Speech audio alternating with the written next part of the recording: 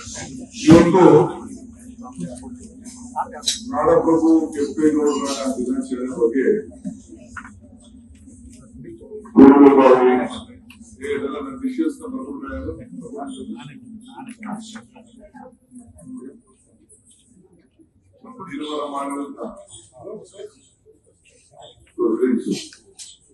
ನಾಡಪ್ರಭು ಕೆಂಪೇಗೌಡರ ದಿನಾಚರಣೆ ಬಗ್ಗೆ ಆಚರಣೆ ಬಗ್ಗೆ ಇವತ್ತು ಪೂರ್ವಭಾವಿ ಸಭೆಯಾಗಿದ್ದು ಕಣ್ಣೆದುರಿಗೆ ಸುಮಾರು ಒಂದು 150-200 ಜನ ಎಲ್ಲ ಪ್ರಮುಖ ನಾಯಕರು ಬಂದಿದ್ರು.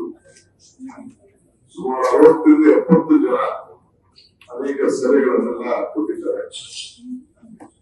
ಹೆಣ್ಮಕ್ಳು ಕೂಡ ಬಹಳ ಸರಿಸಮಾನವಾಗಿ ಬಂದು ಬಹಳ ಆಸಕ್ತಿಯಿಂದ ಅವರ ಅಭಿಪ್ರಾಯಗಳನ್ನ ವ್ಯಕ್ತಪಡಿಸಿದ್ದಾರೆ. ಎಲ್ಲರೂ ಕೂಡ ಸ್ವಾಗತವನ್ನು ಬಯಸ್ತಾ ಇದ್ದಾರೆ. ಮೊದಲನೇದು, ಪ್ರತಿ ವರ್ಷದಂತೆ ಈಗ ನಮ್ಮ ಹಿಂದೆ ಸಿದ್ದರಾಮಯ್ಯವರ ಮುಖ್ಯಮಂತ್ರಿ ಆಗಿದ್ದಾಗ ನಾನು ನಗರ ಮಂತ್ರಿ ಇದ್ದ ಸಂದರ್ಭದಲ್ಲಿ ಇದನ್ನು ಆಚರಣೆ ಮಾಡಬೇಕು ಅಂತೇಳಿ ಇದೊಂದು ಸರ್ಕಾರದ ವತಿಯಿಂದ ನಾವು ಗೋಷ್ಠಿಯನ್ನು ನಾವು ಮಾಡಿದ 27ನೇ ತಾರೀಕು ದಿನಾಂಕವನ್ನ ಇಲ್ಲಿ ಜೂನ್ 27ನೇ ತಾರೀಕು ನಿಗದಿಯನ್ನ ನಾವು ಮಾಡಿದ್ದೇವೆ. ಸೊ ಪ್ರತಿ ವರ್ಷ ಆಚರಣೆ ಮಾಡಿದಂಗೆ ನಾವು ಮಾಡ್ತಾ ಇದ್ದೇವೆ. ಈ ವರ್ಷ 5 ಎಕರೆ ಜಮೀನನ್ನ ನಾವು ಅಲ್ಲಿ ಸುಮ್ನಳ್ಳಿ ಅಲ್ಲಿ ಮೇನ್ ರೋಡ್ ಅಲ್ಲಿ ಈ ಒಂದು ಪ್ರಾಧಿಕಾರಕ್ಕೆ ನಿಗದಿ ಮಾಡಿದ್ದೇವೆ.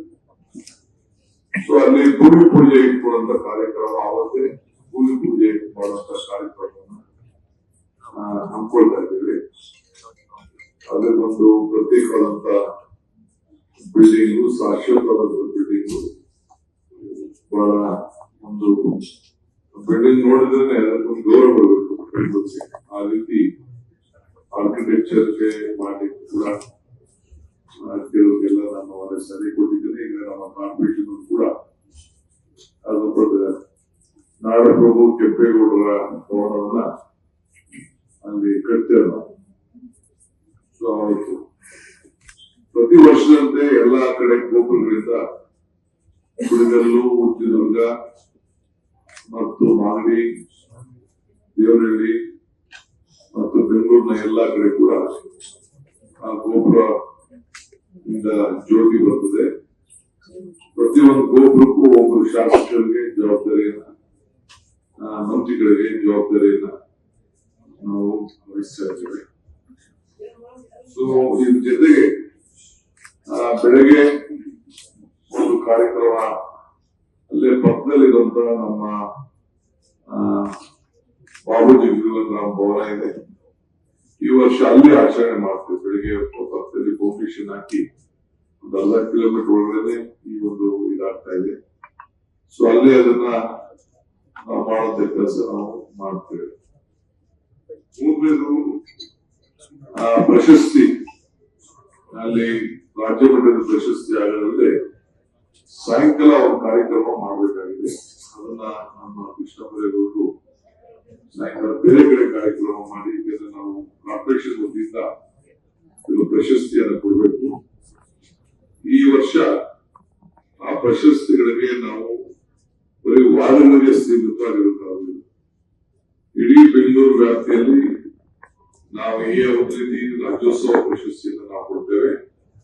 ಹಂಗೆ ಎಲ್ಲ ವರ್ಗಕ್ಕೂ ಕೂಡ ಕಲೆ, ಸಾಹಿತ್ಯ, ಕ್ರೀಡಾ, ಪತ್ರಿಕೆ ಮತ್ತು ಎಲ್ಲ ಉದ್ಯಮಗಳು ಮತ್ತು ಕೈಗಾರಿಕೆ ಇರ್ಬೋದು, ಡೆವಲಪರ್ಸ್ ಇರ್ಬೋದು, ನಮ್ಮ ಸ್ವಚ್ಛತೆ ಕಾಪಾಡೋದಿರ್ಬೋದು, ಹಸಿರನ್ನ ಕಾಪಾಡುವಂಥದ್ದು, ಕೆರೆಗಳನ್ನ ಕಾಪಾಡುವಂಥದ್ದು, ಪಾರ್ಕ್ಗಳನ್ನ ಕಾಪಾಡುವಂಥದ್ದು, ನಮ್ಮ ಒಳ್ಳೆ ಅಸೋಸಿಯೇಷನ್ಸ್, ರೆಸಿಡೆನ್ಷಿಯಲ್ ವೆಲ್ಫೇರ್ ಅಸೋಸಿಯೇಷನ್ ಇರ್ಬೋದು, ಈಗೆಲ್ಲ ಕೂಡ ಸಂಘ ಸಂಸ್ಥೆಗಳಾಗಿ ವೈಯಕ್ತಿಕವಾಗಿ ಇದನ್ನ ಪ್ರಶಸ್ತಿಗೆ ಒಂದು ಹೊಸ ರೂಪವನ್ನೇ ಕೊಡಬೇಕು. ಆ ಪ್ರಶಸ್ತಿಗೆ ಗೌರವ ಇರಬೇಕು. ಆ ಆ ರೀತಿ ಚಿಂತನೆ ಮಾಡಲಿಕ್ಕೆ ಈಗಾಗಲೇ ನಾವು ಪ್ರಾರಂಭವನ್ನು ಮಾಡಿ ಅದಕ್ಕೆ ಒಂದು ಗೈಡ್ಲೈನ್ಸ್ ಅನ್ನು ಕೊಟ್ಟು ಅದಕ್ಕೊಂದು ಸಮಿತಿಯನ್ನು ಕೂಡ ನಾನು ರಚನೆ ಮಾಡಲಿದ್ದೇನೆ. ಇದಲ್ಲದೆ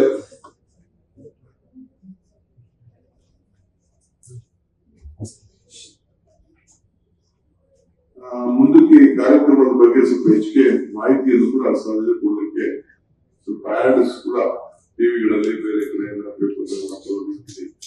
ನಾವು ಕಾರ್ಯಕ್ರಮ ಮಾಡ್ತೀವಿ. ಇದೊಂದಲ್ಲದೆ ಈ ವರ್ಷದಿಂದ ನಮ್ಮ ಕೆಂಪೇಗೌಡ ಪಾಲಿಕಾರದ ವತಿಯಿಂದ ಪ್ರತಿ ವರ್ಷ ಮುಂದಕ್ಕೆ ಒಂದು ಟ್ಯಾಬ್ಲೋ, ಒಂದು ಮೈಸೂರು ದಸರಾಕ್ಕೆ ಒಂದು ಟ್ಯಾಬ್ಲೋ ಕಳಿಸ್ಲಿಕ್ಕೆ ಕೇಂದ್ರದಲ್ಲಿ ಕೂಡ ನಾವು ಪ್ರತಿ ವರ್ಷ ನಮ್ಮೊಂದು ಟ್ಯಾಬ್ಲೋನ ಅಲ್ಲಿಗೆ ಕಳಿಸುವಂತ ವ್ಯವಸ್ಥೆನ ನಾವು ಮಾಡ್ತೀವಿ. ಯಾಕಂದ್ರೆ ಅಲ್ಲಿ ಬಂದಿರಂತ ವಿಶ್ವದಲ್ಲಿ ಬಂದಿರಂತ ಎಲ್ಲ ಜನ ಬೆಂಗಳೂರು ಮೈಸೂರು ಬರೋರು ಕೂಡ ಈ ನಾಡಪ್ರಭು ಕೆಂಪೇಗೌಡರ ಸ್ಮರಿಸುವಂತ ಕೆಲಸ ಆಗಲಿ ಅನ್ನೋ ದೃಷ್ಟಿಯಿಂದ ಅದು ಆಗ್ಬೇಕು ಅಂತ ಹೇಳಿ ನಾವು ಈಗ ತೀರ್ಮಾನವನ್ನ ಮಾಡಿದ್ದೇವೆ.